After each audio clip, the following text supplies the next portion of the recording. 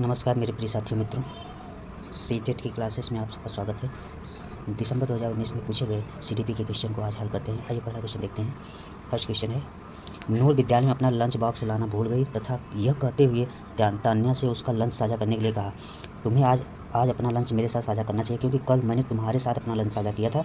Lawrence Kohlberg के नैतिक विकास के सिद्धांत के अनुसार नूर का कथन डैश डैश अभिविन्यास प्रारूप को डैश अवस्था पर दर्शाता है। ऑप्शन ए कानून एवं व्यवस्था पश्च परंपरागत, ऑप्शन बी आज्ञा पालन पूर्व परंपरागत, ऑप्शन सी अच्छा होना परंपरागत, आदान प्रदान परंपरागत। इसमें आपका सही आंसर हो जाएगा सी अच्छा होना परंपरागत। नेक्स्ट क्वेश्चन देखते हैं। समाज में विभिन्न लिंगों के लिए उपयुक्त मानी जाने वाली प्रारूपिक विशेषताओं के बारे में जन सामान्य के अवधारणाओं को क्या कहते हैं? ऑप्शन ए जेंडर विभेदीकरण, ऑप्शन बी जेंडर भूमिका, ऑप्शन सी जेंडर पहचान, ऑप्शन डी जेंडर रूढ़िवादिता है। इसमें आपको सही आंसर बताना है। इसमें आपका सही आंसर हो जाएगा जेंडर स्टेरियोटाइप्स, जेंडर रूढ़िवादिता।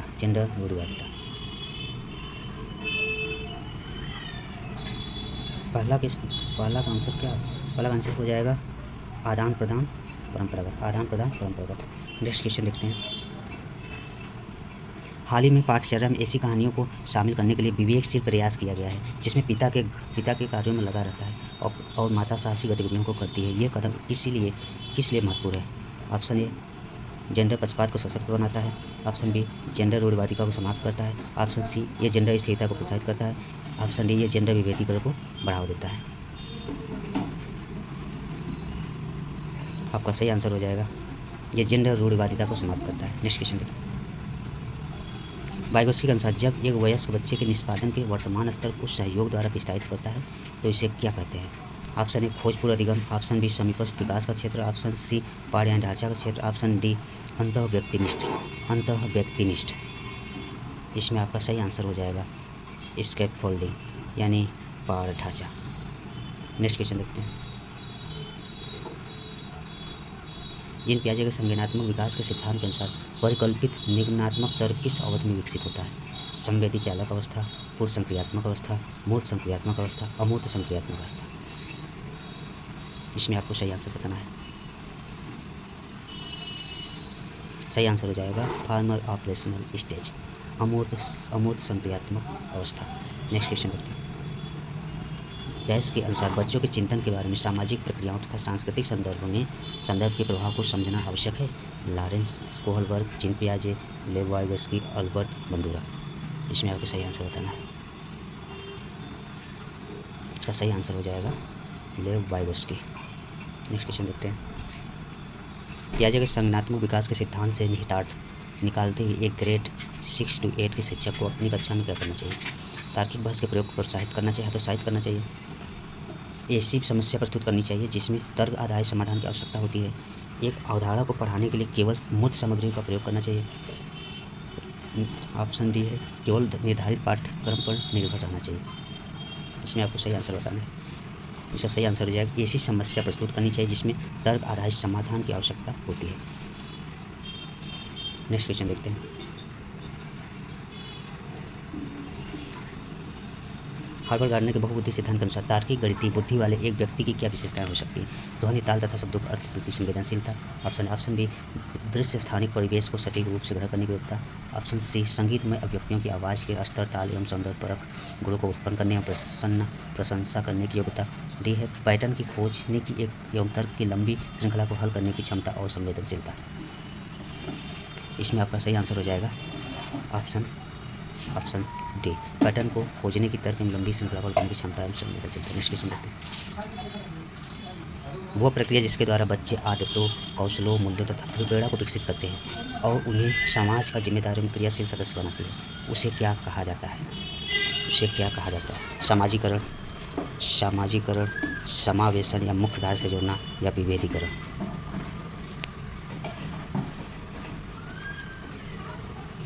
वो प्रक्रिया जिसके द्वारा बच्चे आदतों, कौशल, मूल्यों को विकसित करते हैं और जो उन्हें समाज का जिम्मेदार एवं क्रियाशील सदस्य बनाती है, उसे क्या कहा जाता है? सिंपल सामाजिकरण कहा जाता है, सोशलाइजेशन। Next question. मानव विकास के संदर्भ में आनुवंशिकता तथा पर्यावरण की भूमिका के बारे में निम्नलिखित कथनों में से कौन सा सही है? वैयक्तिक विभिन्नताओं का एकमात्र कारण आनुवंशिकता है, परिवेशी प्रभाव पूर्ण रूप से एक व्यक्ति के विकास को निर्धारित करते हैं। ऑप्शन सी, मानव विकास को न तो आनुवंशिकता और न ही पर्यावरण प्रभावित करते हैं। ऑप्शन डी दिया है, आनुवंशिकता एवं पर्यावरण दोनों एक जटिल पारंपरिक क्रिया के रूप में मानव विकास को प्रभावित करते हैं। इसमें आपको सही आंसर बताना है। सही आंसर हो जाएगा आनुवंशिकता और पर्यावरण दोनों एक जटिल पारंपरिक क्रिया के रूप में मानव विकास को प्रभावित करते हैं। नेक्स्ट क्वेश्चन देखते हैं। एक प्रगतिशील कक्षा में विद्यार्थी के द्वारा ज्ञान की संरचना की जाती है। विद्यार्थी के द्वारा निष्क्रिय रूप से ज्ञान प्राप्त की जाती है। विद्यार्थी के द्वारा ज्ञान को उसी रूप में दोहराया जाता है। शिक्षक के निर्देशों के अनुसार विद्यार्थी द्वारा अनुसरण किया जाता है। इसमें आपको सही आंसर बताना है। इसमें का आपका सही आंसर हो जाएगा विद्यार्थी के द्वारा ज्ञान की संरचना की जाती है। Next question, continuation comprehensive evaluation included. सतत एवं समग्र मूल्यांकन में क्या शामिल है? केवल संरचनात्मक आकलन, बी है केवल संकल्पनात्मक आकलन। ऑप्शन ए दिया है केवल संरचनात्मक आकलन, दूसरा दिया है केवल संकल्पनात्मक आकलन, तीसरा दिया है ना तो संरचनात्मक न ही संकलनात्मक आकलन, चौथा दिया है विविध प्रकार की रणनीतियों का प्रयोग करते हुए दोनों संरचनात्मक एवं संकल्पनात्मक आकलन का प्रयोग करना। इसमें आपको सही आंसर बताना है। सही आंसर हो जाएगा विविध प्रकार की रणनीतियों का प्रयोग करते हुए दोनों की संरचनात्मक एवं संकल्पनात्मक आकलन का प्रयोग करना। नेक्स्ट क्वेश्चन देखते हैं। आपकी कक्षा के एक विद्यार्थी को विभिन्न स्रोतों से बार ये बताया गया है कि उसके सामाजिक वर्ग के लोग शैक्षिक क्षेत्र में निम्न स्तरीय प्रदर्शन करते हैं। इस रूढ़िवादिता एवं परिमाणिक रूढ़िवादी आशंका के प्रभाव को कम करने के लिए एक शिक्षक को क्या पहल करना चाहिए? ऑप्शन ए, इस प्रकार के सरोकार को अनदेखा करना चाहिए। ऑप्शन बी दिया है विभिन्न सामाजिक वर्गों को विद्यार्थियों के बीच प्रतियोगिता आयोजित करनी चाहिए। ऑप्शन सी दिया विद्यार्थी से पढ़ाई छोड़कर किसी अन्य क्षेत्र में शामिल होने के लिए सलाह देनी चाहिए कि विभिन्न सामाजिक वर्ग को रोल मॉडल से संबंधित कहानियों उदाहरणों से प्रस्तुत करना चाहिए। इसमें आपका सही आंसर डी हो जाएगा। नेक्स्ट क्वेश्चन देखते हैं। एक सामाजिक कक्षा में शिक्षक को क्या करना चाहिए? ये विश्वास करना चाहिए कि प्रत्येक बच्चे की योग्यता और शक्ति के अनुसार सीखने की क्षमता है। ऑप्शन बी दिया है असक्त अधिगमकर्ताओं के प्रति दया एवं सहानुभूति का भाव प्रदर्शित करना चाहिए। तीसरा दिया है बच्चों का अपाहिज बच्चा, मंदबुद्धि बच्चा के वर्गीकरण करना चाहिए। केवल प्रतिभाशाली बच्चे को ध्यान देना चाहिए। गलत है आपका, ये भी गलत है। ऑप्शन ए सही हो जाएगा। नेक्स्ट क्वेश्चन देखते हैं। एक विद्यार्थी कक्षा में निम्नलिखित लक्ष्य प्रदर्शित करता है।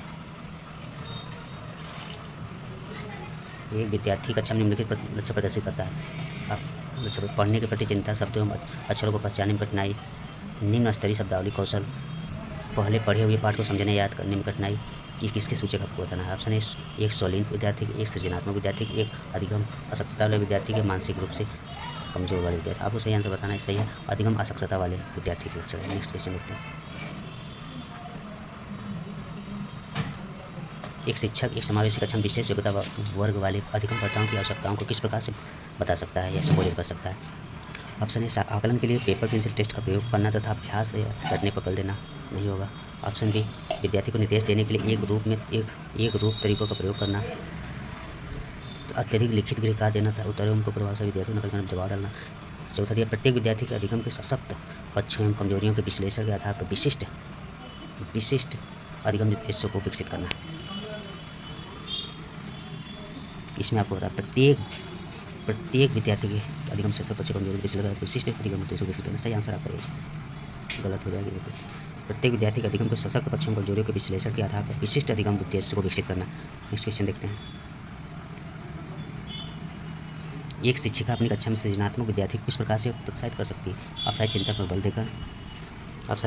बल देकर या अभिसारी चिंतन को हतोत्साहित करके, अनेक परिप्रेक्ष्यों को प्रोत्साहित करके तथा मूल विचारों को महत्व देकर, यह विद्यार्थी को जोखिम लेने एवं चुनौतियों का सामना करने से हतोत्साहित करके। आपका ऑप्शन ए गलत हो जाएगा। ऑप्शन बी भी गलत हो जाएगा। ऑप्शन डी भी गलत है। सही आंसर है ऑप्शन सी। नेक्स्ट क्वेश्चन देखते हैं। निम्नलिखित में से कौन सा कारक कक्षा में सार्थक अधिगम का पक्ष लेता है?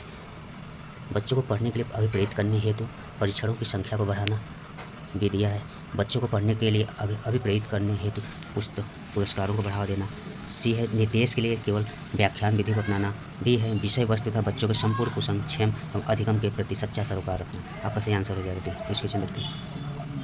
निम्नलिखित में से कौन सा प्रभावशाली समस्या समाधान रणनीति का एक उदाहरण है?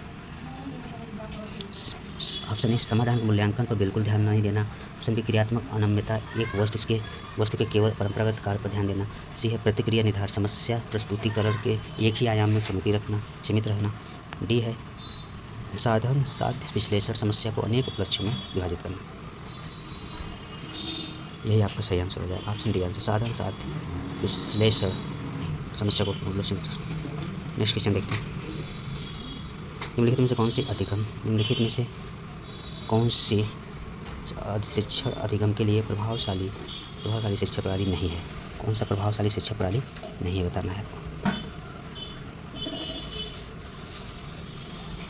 ऑप्शन ए दिया, बच्चों को अंतर्दृष्टि के द्वारा अनुमान लगाने के लिए हतोत्साहित करना। बी प्रयोग में परीक्षण। सी संवाद में परिचर्चा। डी दिए गए ज्ञान को दोहराने पर ध्यान केंद्रित करना। इसमें आपका सही आंसर हो जाएगा सी, सही हो जाएगा। और सब सही है, गलत है। नेक्स्ट क्वेश्चन देखो। शिक्षक कक्षा में पढ़ने में ध्यान न देने वाले बच्चों से किस प्रकार का बर्ताव कर सकते हैं? बच्चों को कक्षा से बाहर जाने के लिए कहकर। बी है पूरी कक्षा के सामने उन्हें बार बार डांटकर। सी है उनसे बात करके उनकी अभिरुचि का कार्य जाने की कोशिश करना, या उन्हें गृहकार्य के रूप में अत्यधिक वर्षित देना। गलत ऑप्शन, डी भी गलत, ये भी गलत, ये भी गलत। ऑप्शन सही हो जाएगा सी। नेक्स्ट क्वेश्चन देखते हैं।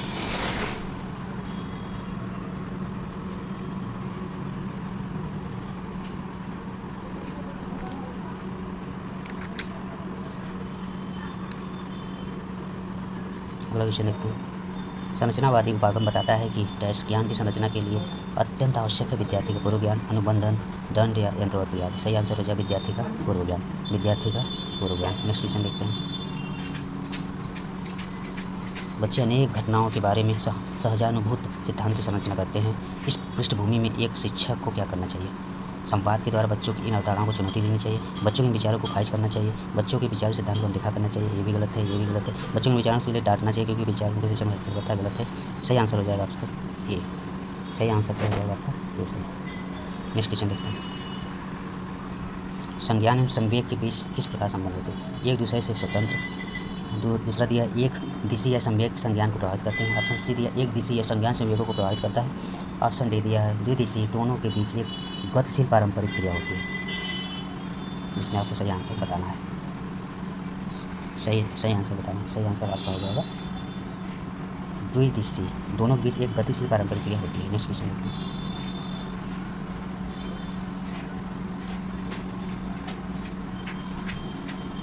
निम्नलिखित में कौन से कारक अधिगम को प्रभावित करते हैं? विद्यार्थी की अभिरुचि, सही है। विद्यार्थी की सामग्रिक स्वास्थ्य, ये भी प्रभावित करती है। शिक्षा शास्त्रीय रणनीति प्रभावित करती है। विद्यार्थी का सामाजिक एवं सांस्कृतिक संदर्भ सब प्रभावित करती है। नेक्स्ट क्वेश्चन देखते हैं। निम्नलिखित में से क्या ज्ञान के सार्थक संरचना की प्रक्रिया का एक महत्वपूर्ण पहलू है? सामाजिक पारंपरिक क्रिया, लगातार अभ्यास, बार बार स्मरण करना, पुरस्कार एवं दंड, उद्दीपक प्रतिक्रिया संबंध। तो सही आंसर बताना है। इसमें सही आंसर हो जाएगा सामाजिक पारंपरिक क्रिया। नेक्स्ट क्वेश्चन देखते हैं। जब विद्यार्थी पुरस्कार पाने की इच्छा से बार बार किसी गतिविधि को करने का निर्णय लेते हैं, जैसा कि एक प्रयोग का नियोजन एवं संचालन करना, जो कि प्रत्यक्ष रूप से उस गतिविधि से संबंधित नहीं है, जैसा कि एक स्टार या बैच प्राप्त करना, ऐसी स्थिति में क्या संभावना उत्पन्न होती है? क्या संभावना उत्पन्न होती है? ऑप्शन अधिगम के प्रति भौतिकवादी प्रवृत्ति का विकास।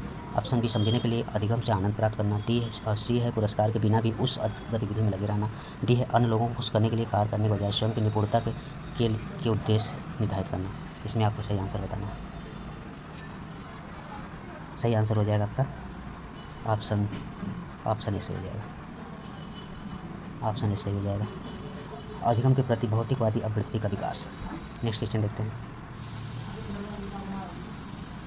बाल्यावस्था की अवधारणा से क्या अभिप्राय है? बाल्यावस्था की अवधारणा से क्या अभिप्राय है? ऑप्शन वो विभिन्न सांस्कृतिक संदर्भों में सार्वभौमिक रूप से समान होते हैं। बी दिया समकालीन सामाजिक संरचनावादी मनोवैज्ञानिक के अनुसार यह एक सामाजिक संरचना है। सी है यह है कि बच्चे दुष्ट रूप में पैदा होते हैं और इसे उन्हें सभ्य बनाना होता है। तो डी दिया है यह कि बच्चे शून्य से शुरुआत करते हैं और उनके पूरी तरह से परिवेश के द्वारा निर्धारित किए जाते हैं। आपका सही आंसर हो जाएगा समकालीन सामाजिक संरचना, मनोवैज्ञानिक के अनुसार ये एक सामाजिक संरचना है, सामाजिक संरचना है। आपका सही हो जाएगा ऑप्शन